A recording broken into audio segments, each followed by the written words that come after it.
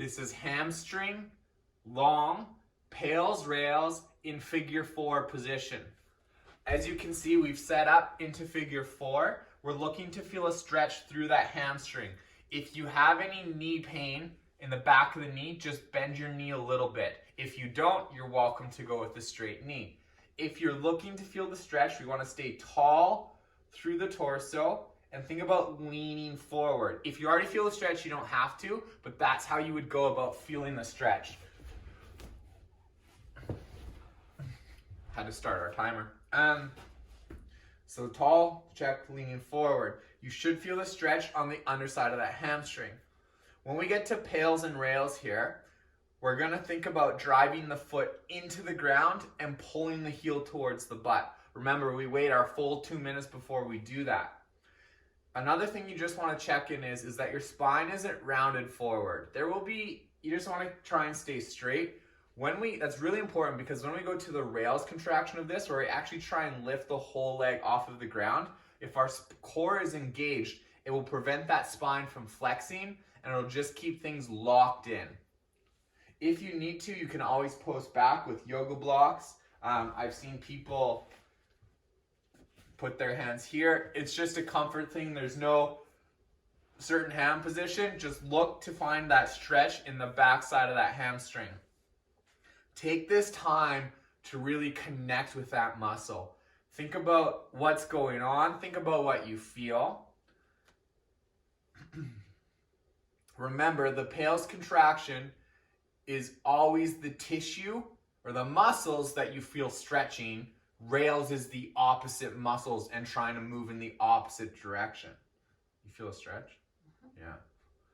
Another thing just to remind you of, you don't want to be at max end. You don't actually want to be in pain. You just want to be at that first sign of that stretch. That's where you'll get really good results when we do this kind of work. Got about 20 seconds and then we'll go. Just double reminder, when we transition between pails and rails, you don't move. Nothing moves. You don't lean back. You don't lean forward. You just try to use the muscles in the opposite direction. That's been 2 minutes. Big breath in, squeeze your core. Start to let that tension spill through the body. Start to drive your heel into the ground. Then think about bending your knee and engaging your hamstring. 20% of your maximum. Increase in intensity to 40%. Increase intensity to 60%. 80%, take it to your safest, greatest effort and hold. If I was there and I tried to lift your heel off the ground, I would not be able to. That's how hard you're pushing down. 5, 4, 3, lock in, 2, 1, and reverse. Try and lift. Try and lift. Squeeze that quad. Squeeze that hip. Trying to lift that leg off the ground. 5, 4, 3, 2, 1. Ramp back down and relax. Feel how you wanted to lean back there? Yeah. Naturally, your body will want to move, and that's okay. Just be in control of it. Say, no, I'm going to stay here. You're just going to build better connection and get better results if you actually stay still. All right. Second set. Big breath in. Squeeze. Start to let that tension spill through the body. Start to drive your heel into the ground, squeezing your hamstring. 20%. Push down harder, 40%. Push down harder, 60%. Push down harder, 80%. Greatest, safest effort and hold. Don't let me lift that leg. That's how hard you're pushing down.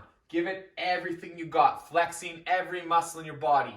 5, 4, 3, 2, 1, and reverse. Try and lift, but be mindful you don't lean back. Just squeeze that quad. Squeeze that hip. Try and lift. Squeeze, squeeze, squeeze.